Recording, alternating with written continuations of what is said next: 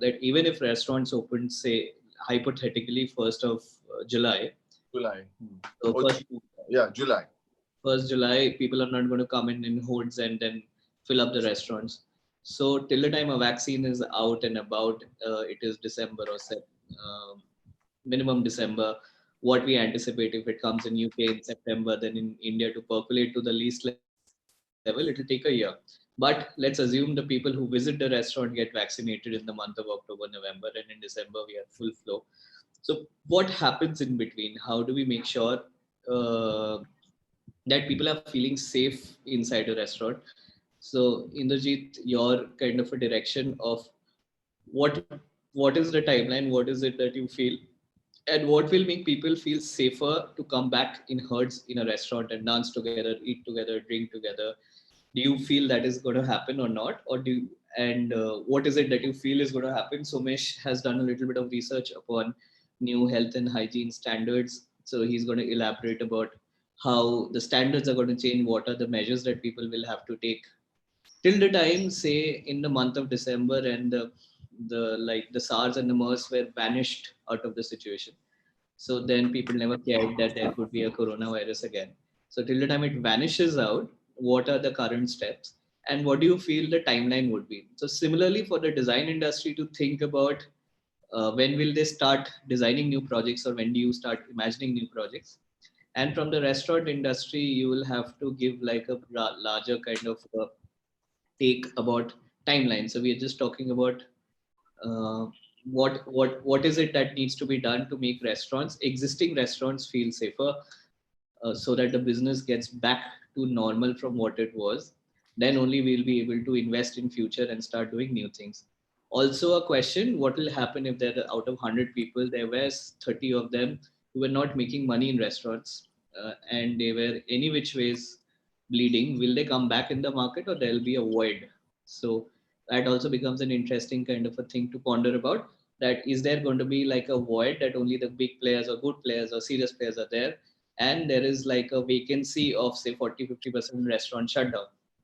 Probably that's your take. So I'm just before we start this conversation, I'm just putting this, that if things shut down, and then do you think there's going to be a void and there's going to be scope for good work after that, like a positive light after pandemic, that now whatever projects are going to happen are going to be more meaningful, sensible, and more uh, so more fruitful projects are going to look at, and people are not going to just invest money and forget about it?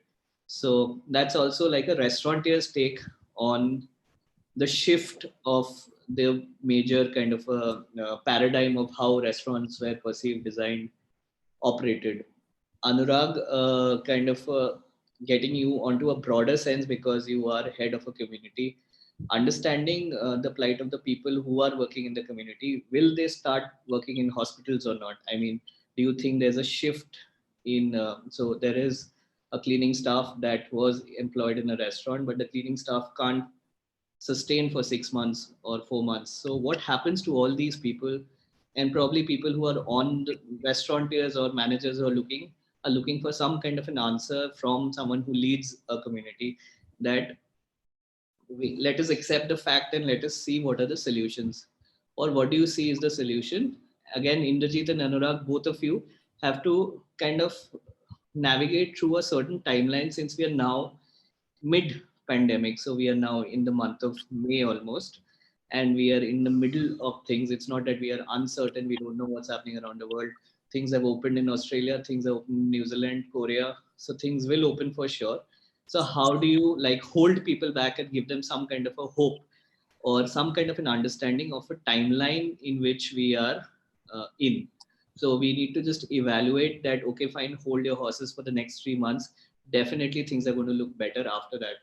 But coming from an NRI president, all the people who are associated with the hospitality background will tend to hold some gravity towards it, and we'll feel that yes, this may be the truth. Let us not lose hope, and let us not start looking jobs in other industries. So again, this entire kind of a segment who are salaried, who have already spent 3 months at home, it's been 2 months already, and probably another month they will break their backs and they will say, okay, fine, let's look for jobs elsewhere. And will that create a problem once things open up? And do you feel that you're going to be understaffed, that you need people, but there are no people because they don't come back from their villages? They feel ki farming is a better alternate than going back to the city and then working for a certain X amount of money in a restaurant back kitchen. So that's the question that I am expecting to navigate through. So from a designer's perspective, from a independent restaurant's perspective, and from a community as a whole, how we all are approaching the same problem in different manners.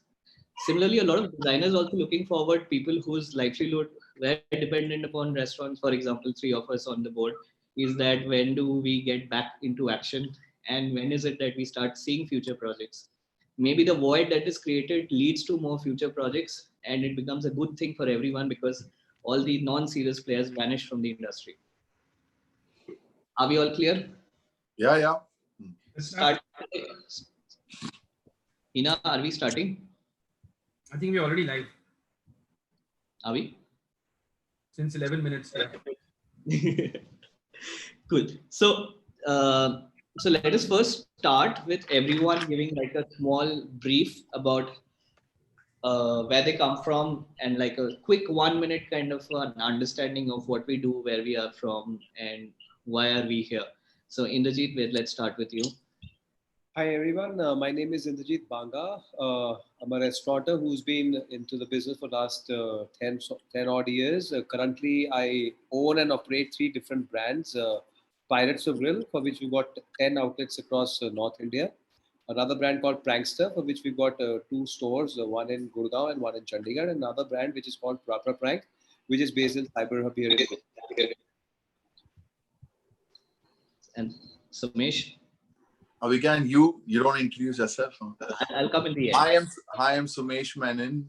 My company is Sumesh Menon Associates. I've been practicing more than 15 years, primarily hospitality, and been fortunate to get some real good brands. And we've done over 80, 90 restaurant, nightclubs, cafes all around, not only in India, but we've worked in New York, Dubai, Saudi, South Africa, and we've specialized in this industry. That's why these guys have got me on board.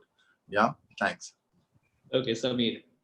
Hi, my name is Samir, and we have a firm, Studio Osmosis, and we work with Anurag and other restaurateurs as well. And we've been designing, or we've been float since 10 years, and we've done about 30 to 40 restaurants.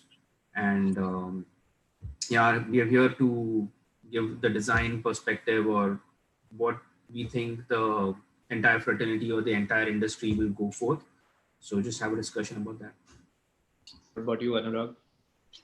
Well, hi, I'm Anurag Katriyar. I'm a restaurateur by profession for last almost 3 decades. We run a few brands like Indigo Delhi, Tote on the Turf, and so on and so forth.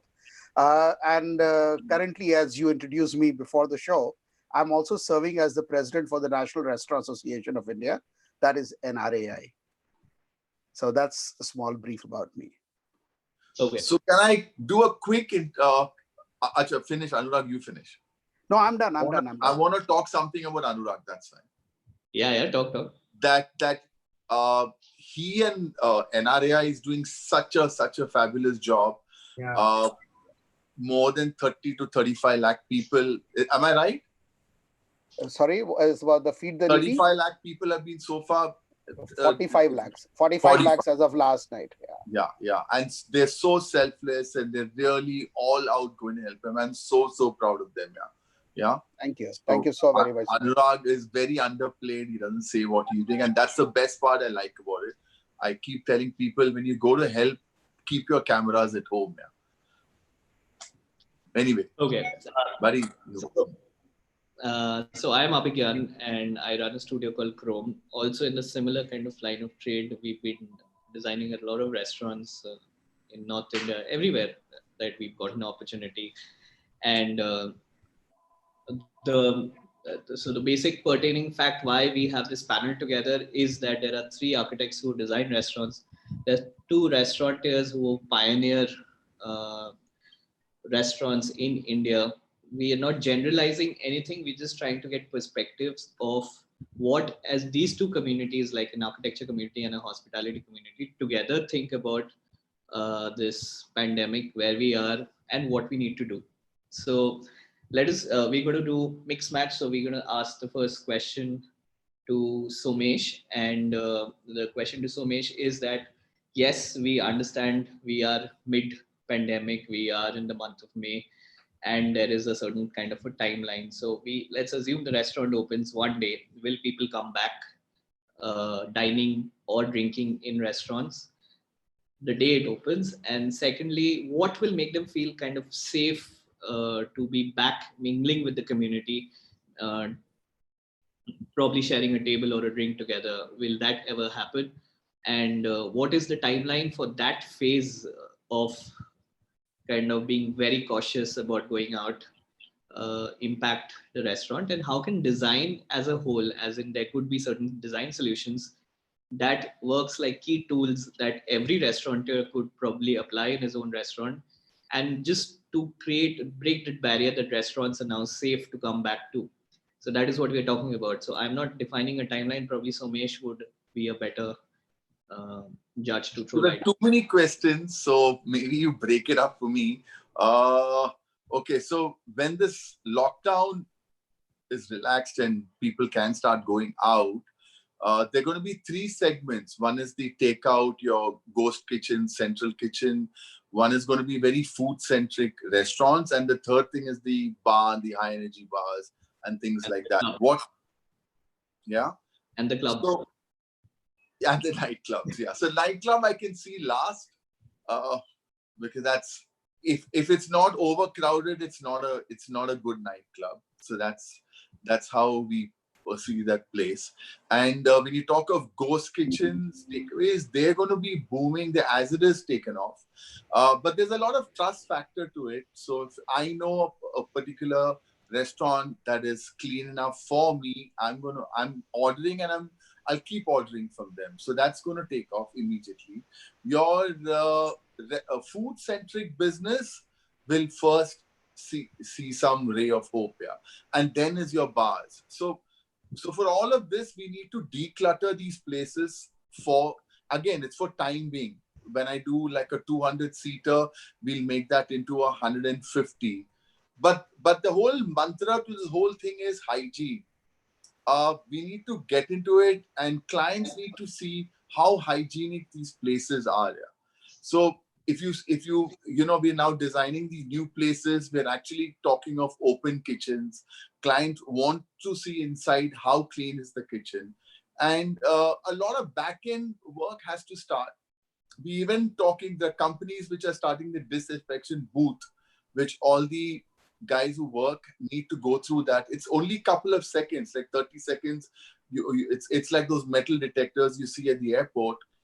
Those things are going to be installed near your entry of your kitchens from the back door, and every table, like how you have a salt and pepper, is going to have your like your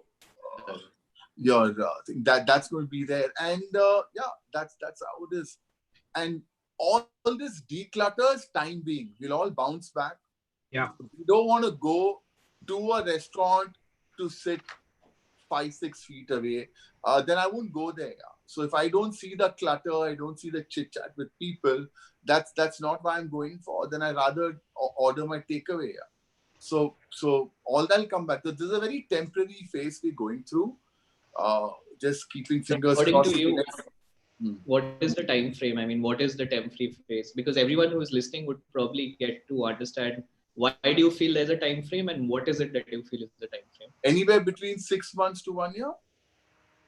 Okay, of fear. 1 year, six months to a year. Yeah. I'm saying 6 months to 1 year of a fear that yes, you have to be more fear. cautious, because Let's restaurants talk will at the same time tomorrow, next year, this time. I'm sure we'll be talking of which nightclubs doing well and where does one want to party. Yeah. So, yeah. cool. So Sameer, just taking it to you, and understanding. Let us just take it on a lighter note. Let us talk about. So this is future, and if we talk about past, and since Anurag is here, and let us try and understand because there would be people who are restaurateurs, who are architects, trying to understand that what is this relationship between an architect and a client.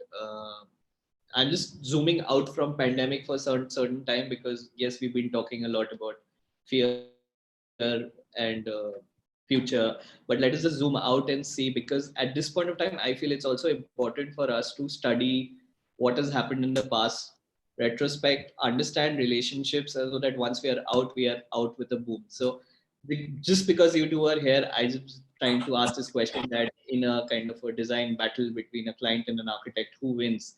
How do you navigate through design decisions? Because Inderjeet is smiling. We always have this kind of a quarrel. So how do you navigate through this kind of a conversation where there is a solution that you can envisage in the future? You have a client in front of you who's also very strong at it, and he's had 30 years of experience, so he knows his shit. You know your shit. So how do you navigate through this process? And at times we do mistakes. So I'm taking mistakes as an analogy because we probably have done major blunders in past, and we tend to get away with it, or we tend to take the burden of it. So how do we kind of, I just want to understand your take that how do you navigate through these kind of conversations with your client? And then Anurag will also give the same answer so that we can tally your answers. I think as designers, I think it's important to understand the restaurateur's vision, or the brand, where it's coming from, where it's heading, and what are the goals that they have. Because as a restaurateur, there is a lot of other things that they also look at, which is their ROI, their brand projection of, or how many outlets they're going to open, how are they planning it out, or are they based how are they going to expand, or they're not going to expand, or is it just going to be a standalone. So there are many ideas that play as a significant role. Then when you're designing also, it makes a, to some extent, it also, you hear the client out and you say, yeah, agreed, because you have that experience. But there are times when we say, just let us do it and it will look nice.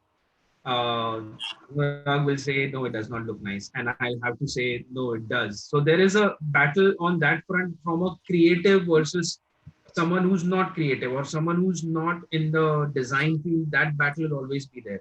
But the overall understanding of, that we are trying to create something together, uh, is like a is like an association or a partnership, in that manner, that we are associated together to create something which is good for both of us and for the industry in that manner. uh, I think mistakes we all make, whether it's due to timeline, whether it was a hindsight, you didn't really think about it. It's a feedback that you take as a constructive criticism, and you know that, okay, you know what, I made a mistake on this project. Next project will not, you will not happen. And I think when clients give you a repeat project, I think it's only, when they know that you are also learning from your mistakes, and you're there to correct yourself, and not, it's not just a full point or full stop or a end of the conversation. Point taken. So Anurag, what's your take on the same? Do you agree or do you not agree? No, there's nothing to agree or disagree. It's very simple like this. See, as entrepreneurs, we have ideas, we have dreams, and Yeah, the architects are the ones who put the dream into reality. yeah, Let's accept that. Now, sometimes when when you are expressing your dream, and the way an architect perceives it may bring about some amount of disagreement, and I think it's a healthy disagreement. Yeah. Samir will agree. I mean, lots of times, like, okay, I don't want to repeat those things, but it's okay. There are lots of times I've just said, throw this out, and there have been days when he has been on like very this thing. नहीं ये तो मेरे को चाहिए किसी भी हालत में चाहिए. So I guess this is how the relationship is working. Now going forward, what are the changes we are expecting? I'll put it in a very simple analogy. Today, when you design a space, you take care of whatever are the legal requirements. I think going forward, you will also be looking at what are the hygiene and health requirements and incorporate that in your design. Right. yeah. It's very simple fact. So There is like nothing else. fire If somebody guidelines will have very strict health guidelines that we need to follow, come what may. No, so health guidelines are already there. Now they will be renewed. See, right now, I think I love the, what I call optimism in the room, that I heard you saying that July mein sab khul jayega, December mein crowd wapis aa jayega, and I don't know what all, that new restaurants will start opening up. Only 30% are having a difficult time. I don't share the same optimism because that's far from truth. Today, there are so many unknown variables which will hold key to when will everything kickstart, that all we are doing right now is what I call educated guesswork. Yeah. And nothing beyond. Okay. What are these unknown variables? And I'll take you through a few of them. Number one, when will the lockdown end? And in which city? It will differ from Delhi to Bombay. True. It will differ from Gurgaon to Chandigarh. Definitely. Can we decide on that? Number two, how soon do we find the antidote or a vaccine for this? Unless we know that, and unless we have that, we know that containment will be the biggest issue, because you don't have a cure for a disease that is in the air. Number three, if we are, the lockdown is lifted before the vaccine is found, then do you realize how will the consumer behave depending on how much of scare of this virus in the air is around? We may talk about enthusiasm that we are bored sitting at home, but that will become the new normal. If you think that you may harm your entire family or neighborhood or office or community, will you take that risk? The answer is no. And lastly, the consumer reaction will also depend on how much damage this COVID leaves you behind with. If you say this ends in a month's time, let's say, with say 1,500 mortalities, the general public mood will be very different. Let's say if it goes to 4,000 deaths over next 4 months, I think the public perception will be very different on how they will come back, how soon they will come back. But one thing is very certain, which Sumesh, I think, mentioned, that as 9/11 brought in the metal detectors in front of every commercial establishment, now new hygiene norms will come in, and the biggest selling point for every restaurant will not be either my food or your design. It will be the hygiene. It will be how much hygiene compliant are you. Yeah. People are gonna make that decision, whether you are eating out or whether you are calling in food. If you're ordering in food, you rather order from a place that I know, you know as a consumer is a reputed place, and you have a belief that they will have the basic protocols of security and hygiene, rather than calling out from a kitchen which is a dark unknown kitchen somewhere behind the beyond, which so you've not heard lots of. So lots of things will depend on these things. And let me also make one last point on this. I don't think deliveries can ever make up for the dine-in experience. No, dining out in India is not only about feeding yourself. Yeah. It's a social event. Whether you go out with your family, whether you are with your friends or colleagues, it's an event. So you cannot replace that with calling in food. Yeah, I think it also is a reason for people to escape from where you are. I mean, I know for a fact that, you after a day's work, or you just want to have a good time, you go to a restaurant. I think we are not going to stop doing that as a community as well. But like Sumesh said, and like you're saying, I think if there are, like how they have these ISO standards for a company's performance, for, when you see that, oh, the company's ISO listed, that means it's a good company. That is how you look at a company. Maybe there will be guidelines that are put for every restaurant to comply. Maybe there will be checks and safety checks that will be done by an external agency. Of course, like how you have the fire compliant board, like nowadays we put all outside our restaurants, you'll have a hygiene thing like that. Yeah. Listen, I think more than anything else, it's going to be your self-regulation which will matter. Imagine if you can communicate to a guest that I am doing COVID testing for all my employees every 10 days. Yes. And you can do that. Yes. You can do a bulk Absolutely. testing of every employee in your establishment, maybe in groups of 10 each for 5 sets of people. And only if one of the group has a positive result, you can do a further testing. But that is the confidence building measure you will require for a consumer to get back to your restaurant. Nothing else matters. It's not the discount which will get them back. It is not the deals which will get them back. It is the confidence that I am getting into a safe place.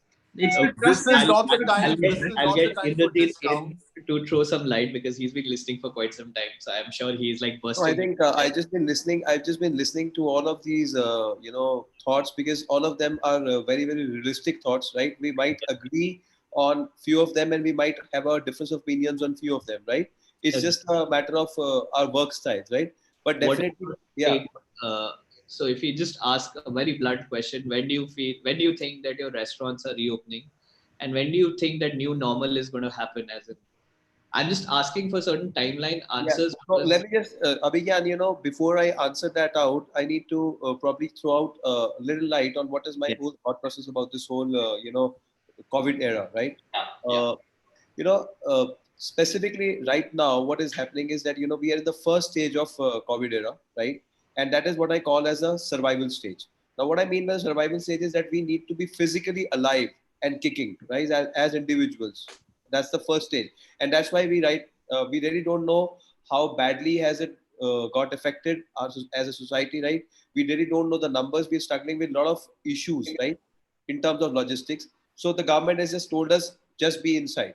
Now, what is happening while we are while we're staying inside the houses is we're trying to, physically safeguard ourselves, and also as an industry and as a community, right? Or as humanity, we're trying to find solutions to our individual set of problems, right?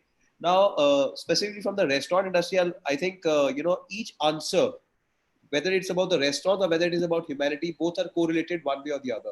We all agree that our final solution to this is a vaccine, right? And till the time we don't have a vaccine, either which doesn't let you get affected by it, or which is a curable vaccine, right? We don't get a final respite out of this COVID problem, right? And the governments across the globe are working day in and day night, right? And bigger companies to smaller companies, right? They're working with, I think, double the efficiency or triple the efficiency to find out a solution to that. Now, unless and until we find that solution, right, then what do we do in the interim? We first try and stay inside. Second is when we find that at some point of time, each government or each economy will have to ask themselves, can we just stay inside, right, and let the economy die, or do we need to come to a situation where businesses have to start functioning back? Because unfortunately, in a country like India, we do not have adequate amount of resources to just keep sitting in our houses and not let just businesses get uh, economically die forever, right? So that decision has to happen once or later, right? Now, your guesswork is as good as my guesswork, right? So maybe probably we all feel that in the next looking at the signals that the government is giving around, we all feel that probably by the month of July or so, we should be able to open out our restaurants. Now that is where the second stage of the business jumps in, right? And that I call as how do you survive that stage, right? Now, if that is going to be the revival mode of the business, right? How do you revive that business? Will specifically be talking about adaptation. New adaptation has to happen. A lot of evolution has to happen. Health will become, or safety will become, a very, very critical issue. Now, when we talk about health and safety, we are talking about the supply chain, right, to the back of the house, which is where our employees work, to the front of the house, which is where the guests are, right? And this whole thing has to be very well thought of, and it has to be communicated also equally well. What I mean by being very well thought of is that you need to plan the smaller and the bigger steps, right? Like Anurag just said that am I going to be as a company be looking forward to putting all my people into a COVID test myself, right? Would the government come out with certain guidelines, right? It's going to be a consolidated effort of my own personal efforts as well as what the government gives me as guidelines, right? And then once I have the whole plan, right, executed, it has to be communicated well to my guest. That I think would be the key, right? And then quality checks have to keep on happening. And also alongside this, I think very, very critical aspect that I feel is that, because we've been hearing that this COVID is going to affect us two ways. One is how it helps my affects my health, and the second is how it affects my business. So the business planning is going to be very, very important, and I think consolidation of operations, consolidation of companies, right, has to happen. Secondly, cash flows have to be looked into. All the stakeholders, and when I mean the stakeholders, they the architects to the building owners to the employees, right, to the suppliers, to the government, right, to the entrepreneur. They all have to come together, sit in an amiable environment and create win-win situations for everyone. Because if that doesn't happen, right, we're looking forward to a doomsday of another level, wherein you guys, somebody of you said that, or we're looking into a lot of studies which are saying that maybe 30% restaurant won't survive, 50% restaurant won't survive, or 70% won't survive, right? Now this is also going to be very, very specific to the type of agreements that stakeholders can create amongst themselves, right? If like the developed economies are looking in forward to already creating win-win situations amongst all. For example, a small example is like a country like Canada, right? 50% of rentals are coming from the government. The rest 25% landlords are not waiving off, and the rest 25% the small business has to pay, right? Or probably somewhere the government is saying we'll pay 80% of the salaries to the employees. Now rental and wages are two of the most critical things for any F&B business to survive, right? That is where once we reach a India specific understanding of our problem and an India specific arrangement of things, I think we'll be able to pass off the second stage of somehow getting through this second stage, and then those companies or those individuals who go to the second stage then will finally be thriving, right? And those because unfortunately, however we might agree or we might not agree, right? The fact of the matter is this, that a lot of us would not be able to survive this, and when we don't survive this, right, what happens now? Let's look at it the other side of the story. I think we all agree that in a span of 9 months to 12 months, we might have a vaccine some way or the other. And that's a wild guess. And we're just looking at the probabilities of that wild guess, right? So once we have that with us, those 9 months to 12 months, we find the second stage going on. The third stage automatically works in, and the companies who have survived the first two stages will automatically thrive because consumer sentiment will be back. There'll be lesser competition in the market, right? So it's a very fortunate and an unfortunate situation. Survival of the fittest has to happen, right? That's what is my understanding of the things. It's like an elastic band. More you pull it down, and it'll go up someday or the other. We just have to wait for it. Yeah. Now, I just want to ask a very generic question that we all have been sitting at home and cooking and spending time with family. Is it like a pattern change? Have we started enjoying making our own meals, cooking the best and best of the world, and making it with our families, and started sharing it with our family? And that probably wasn't there pre-pandemic. So that what it does also is that it makes people think that do we need to go out, or we are very happy and content in this new kind of model that we've developed. So everyone's take on that. So let's start with Somesh. What do you feel? Do you cook? So we've all become master chefs at home, Yeah. Everyone's sending WhatsApp messages. You know what? Try it this way.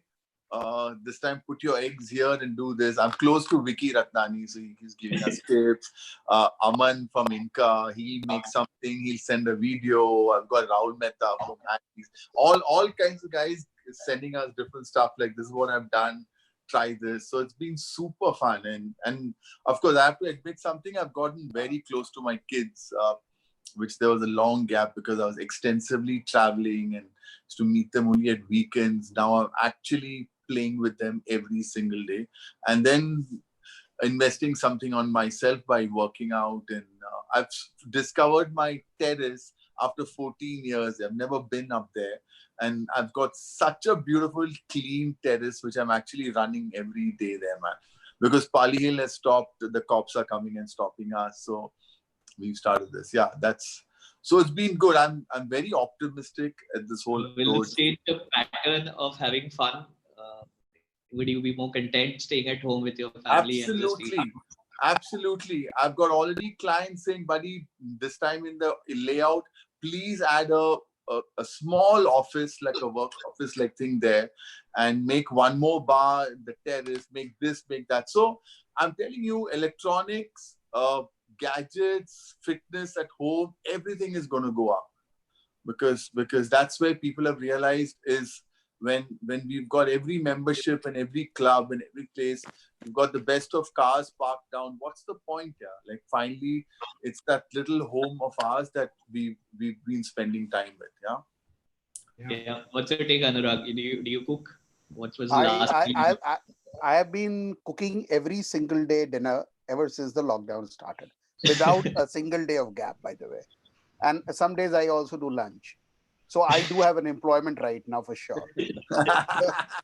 Okay. Now, I think, you know what, on a very serious note, Yes. this lockdown and the way we are spending time with our families at home, doing things that we had forgotten to do, I think it Yes. will bring about a certain change in the social behavior of this country. I definitely feel so, which doesn't mean that we may stop going out at all. But it will all it what it will mean is you may probably have little more fun at home than what we used to have it in the pre-COVID era. Yeah. So there will be options to do on a Saturday night that Oh you yeah, don't need to like go I'll tell out. you, I have a teenage son. I have a teenage son. I've been playing cards with him. I've been playing Ludo with him, man, for heaven's sake. But I'm loving every bit of it. So what's your take, Samir? Yeah, I think cooking is something that I think we've all taken to. We've been trying to see recipes. My son has become a pro at cooking. He's baking. He loves baking, and every morning, I think before after brushing his teeth, he'll come out, open the laptop, and say, "Okay, let's try this today." So he wants to cook, and we all. I mean, as a family, we are You'll cooking see this as together, eating changing together. trend, I think we spending are more having time a at great time. home. I mean, like Sumesh said, I think with the terrace, the terrace is also, we also go to the terrace every evening. We are, I think, spending a lot of time together, which is great. Uh, and I think that will continue. And I think that will continue as even in the in later on in uh, like Sumesh said, Post-COVID. where clients will say, let's have a small workplace At in the home. house or gym in the house. I think even places will change where it will be family inclusive.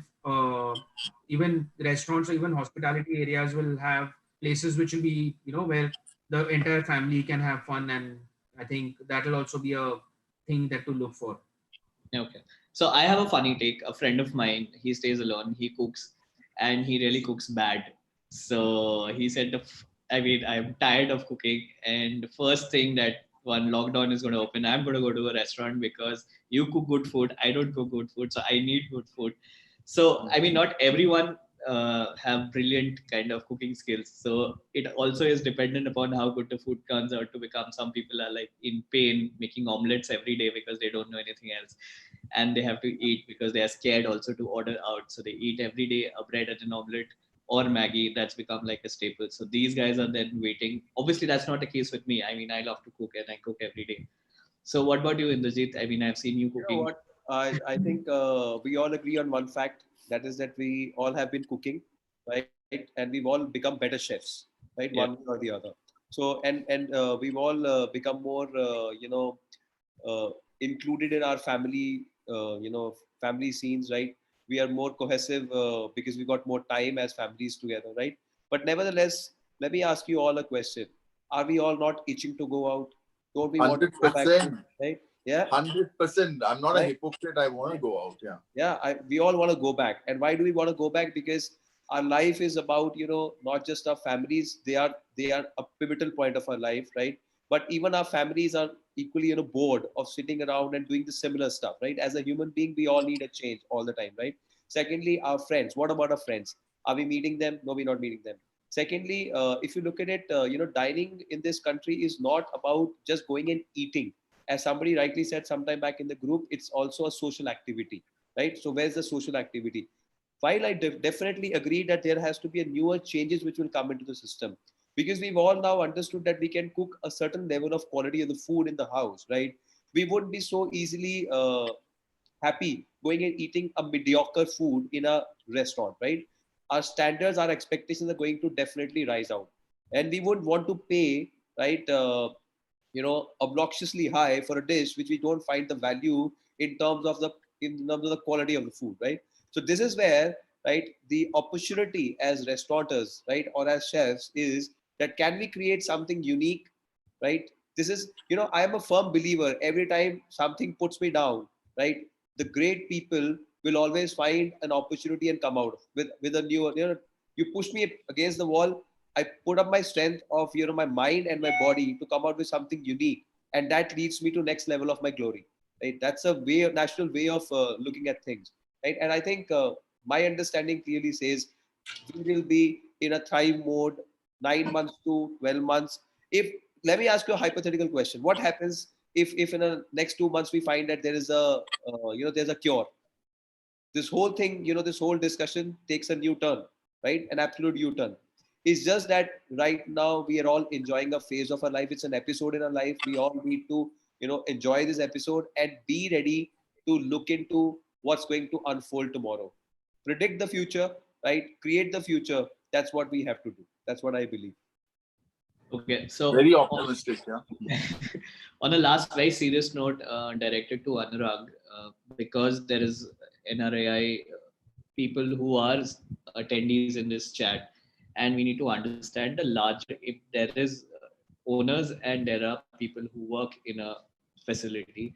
So there's a larger kind of group of people who are finding answers that how long do you feel they can hold their horses and they can wait in this uncertainty, and do you think that even if we are able to open all our restaurants whenever it is, will people come back to the same kind of profession, understanding what is the kind of uncertainty that it brings to, or they would be more comfortable working in other facilities like a healthcare facility or somewhere else where they feel there's kind of a, so like addressing the larger sect of the society, and what is it that they should probably hold on to as anchors, or what is it that they should look forward as answers from someone of your stature? Okay, so let me put it, first of all, the data. This industry currently employs 7.3 million people. That's a massive number. I think it's not about how long should the employees hold on. I think it's right now the other way around. I don't know how long can companies afford to keep paying and retaining the people while there is no business. It's not the other way around, Abhigan, actually. And we are trying our best. We are trying our best. In fact, if you see, every demand that we had made with the government initially was all about making sure that we are left with some additional cash flow to take care of people's need. And that is still our sole criteria. Having said that, I am also aware that despite our best intent, we may not have the ability or resources to support people for a very, very long time. Because it's a very simple arithmetic. If I don't have a rupee coming into the business, I can only spend as much as I have with me. Beyond that, what do I do? So that's the problem. So if that is the case, and if I take your words correctly, that people have other options, I think there is no harm in exploring other options. Please understand a very harsh fact. If I have to put it in Hindi, Yeah. boss, agar vyapar hai to rozgar hai. If there is no business, there cannot be any employment. If we are losing the business, if the business is going down, it will obviously adversely impact the manpower. There's no rocket science. There's no rocket science about it. So what will it do? It will be survival of the fittest. And there too, let me assure you that restaurants will choose. He may be the best guy that I want to retain, but they will have to choose whether I can afford to retain them or not. It's not going to be an automatic choice. Now, the biggest sufferers in this, to answer the last part of the question, of people, should I do kheti at home or should I come back to this? I think migrant workers will be the biggest sufferers of this. Yeah. Because lower business means that we will need to bring down our costs. There are only two ways. Either I reduce my workforce or I reduce my salaries. If I reduce my workforce, I rather hire local people because there are lesser liabilities. And I think everyone should look at their neighborhood and their local community first. And if I cut the salaries, it will again hurt the migrants, because with that little lesser money, will they be able to survive in a big city like a Bombay or a Delhi? So I think it's a very grim situation. If somebody has to ask me a question today, what is the biggest problem that you foresee with this? Yes, there will be failure of businesses. But anyway, our business is very notorious for a high failure rate. My biggest problem will be the prospect of very huge unemployment that this COVID-19 will leave us behind. Imagine a simple figure. If 25% workforce goes away, you are talking about how many million people going jobless? 17.5 lakh people. or 18.5 lakh people. That's not a small number. So it's a very huge problem. And it's not the problem in the reverse, as you felt, that how long can they hold on. I think it's a problem of how long can we keep them along. So, Anurag, if I can just, I completely agree with you on every word that you said, right? My only two bits of understanding of the same thing is we are all in a very different type of a situation. Right now, there's no demand because we're not legally allowed to open. So, there's no revenue, right? There's no revenue. It's creating a scene where we have to fulfill our commitments of salaries because that's what we intend to do. They are all our employees. Unfortunately, we don't have the money, right? Secondly, there are government statutory taxes. There are landlord rentals and other parameters. Now this is going to create a huge negative cash inflow in the business, right?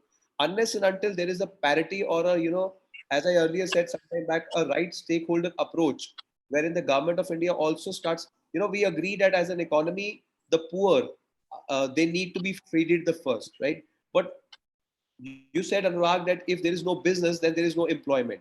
Similarly, right, somewhere down the line, the government has to come up with some type of a stimulus package, right, for the economy and for the restaurant industry specifically, where they give us a liquidity for us to at least have the capability and the ability to fulfill most of our, obligations. If that doesn't happen, we're looking forward to a very, very negative spiral of, cash inflows, which in turn would lead to a lot of business failures, and that in turn will lead to a full-time, unemployment ratios going up. So while we need to save the poor and feed the poor, we need to save the business equally. That is what I feel. So let me just add one more Hindi line to that. When I said, agar vyapar nahi to rozgar nahi, so remember, vyavsay nahi to sarkar ki bhi aaye nahi. So on the same note, I mean, Sorry, I'm just becoming very creative because of no work at home.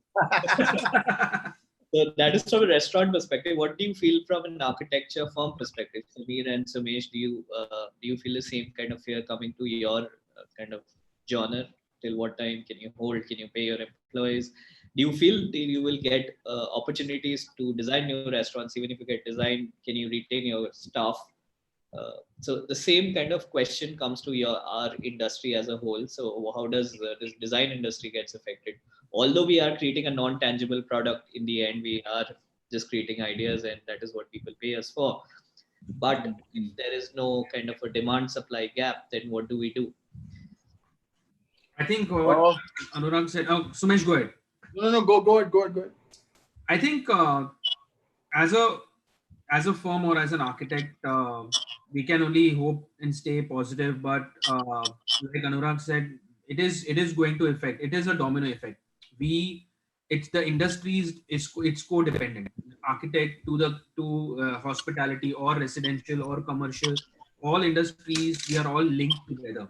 And whatever everything said and done, we'll have to be, if there is a need for any quick solution or a quick change or a quick thing around to do something, or to which can bring about uh, in any sense a creative input to improve the situation that will help the industry, we can always be part of it, or we are always looking for that hope that we can actually be part of doing that change.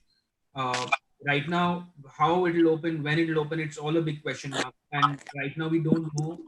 uh, right now the salaries we are paying, there's a cut, how long we can retain them, there is a big question mark on that, the future.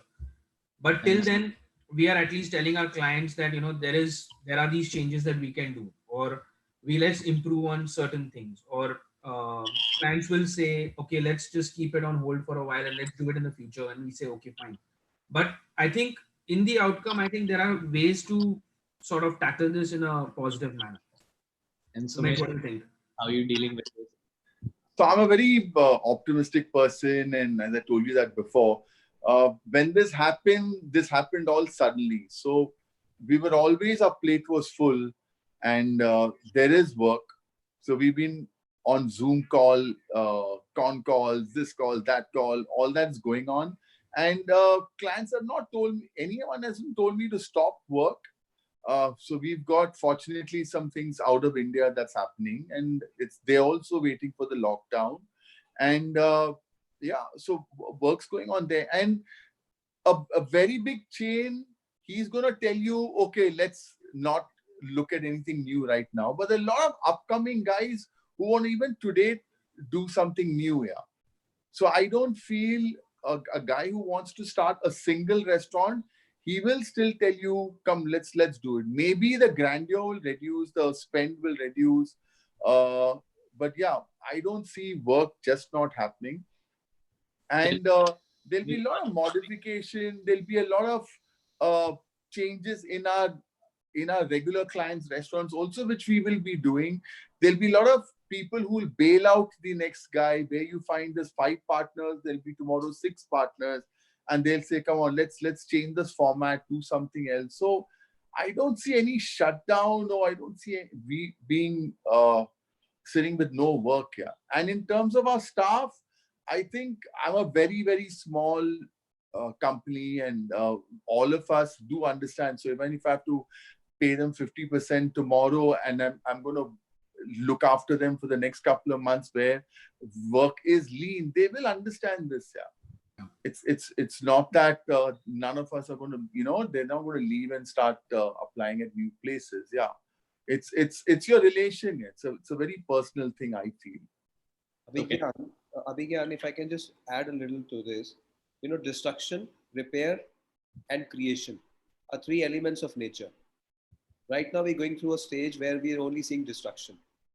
Post-destruction, repair, and creation has to happen. Right. The only challenge is this, that whether there is money or liquidity and a positive attitude. If there is positive attitude, right, we will win the battle. And if there is, we will win the battle. And secondly, if we have the liquidity, right? I mean, like, why is nobody in this country thinking of somehow giving, liquidity to a business, right? Is the government thinking that, okay, we could give you loans for next 5 years at a very, very lesser rate of interest, or probably a 0 rate of interest? I think that will just come out, because if you see, when 1947, when this country became India and Pakistan, there have been multiple times that we have been put down as a society, and each time it is our entrepreneurship spirit which has got us back, right? We all agree on that. We are all sitting in our rooms running, a company of a mid-size to a large size based on a lot of, our entrepreneurship skill, and that is how this country works. Our only problem is liquidity, right? And some unrealistic type of challenges that we've been thrown into. We need money, we need positive attitude, and we need support from the government and the other stakeholders. And I think we all will be able to see through this majorly. Otherwise, I'm looking forward to a huge destruction and lesser of repair and lesser of construction. Okay, so we are now out of time. I mean, I just conclude that this time that we all have, be it an architect, be it an entrepreneur, be it in our AI, we've been able to think right.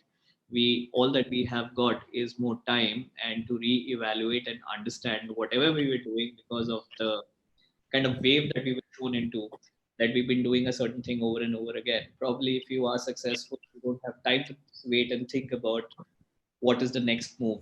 And in this kind of a time frame, we all have ample time to re-evaluate and understand. And that is the kind of positivity that we have to take, because we can't avoid it. We are mid-pandemic, it will get over one day. But at least we can value that, yes, we've been given these few months to just think of what's going to come in future and be better prepared for it, because everyone's in the same boat. I mean, it's not that someone in US, a project of mine was happening in Dubai, and it's even worse hit than in Delhi, because the implications are much more there than in India. So everyone is in the same boat, and everyone is in the same shoes. So at least whatever timeline that we have, we make most of today, and let's hope for the best. Great, guys. Thank you very much for joining in. Thank you, guys. Thank you. Thank you. Thank you so much. Bye, guys. Pleasure. Bye. Bye. Okay, bye-bye. Bye. Hang in there.